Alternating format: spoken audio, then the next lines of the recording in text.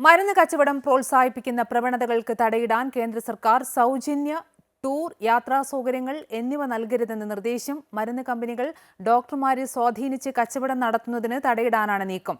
കേന്ദ്ര രാസവസ്തു വളം മന്ത്രാലയം മരുന്ന് വിൽപ്പനയ്ക്ക് പെരുമാറ്റച്ചട്ടം കൊണ്ടുവന്നു.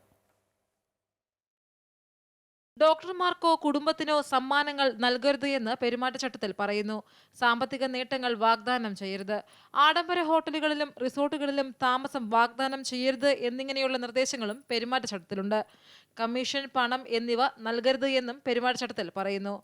മാത്രമല്ല, പൊതുചട്ടങ്ങൾ ലംഘിച്ചാൽ ethics committee for pharma marketing practices അത് സംബന്ധിച്ച് പരിശോധിക്കും.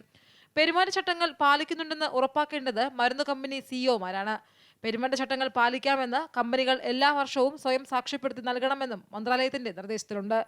കമ്പനികളുടെ ഉറപ്പ് ഫാർമസ്യൂട്ടിക്കൽ വകുപ്പിന്റെ പോർട്ടലിൽ പ്രസിദ്ധീകരിക്കുകയും ചെയ്യും. മരുന്ന് കമ്പനികൾ ഡോക്ടർമാരെ സ്വാധീനിക്കുന്നതായി പല കോണുകളിൽ നിന്ന് വിമർശനം ഉയർന്ന സാഹചര്യത്തിലാണ് മന്ത്രാലയത്തിന്റെ ഇടപെടൽ. അമൃത ന്യൂസ്, ന്യൂഡൽഹി.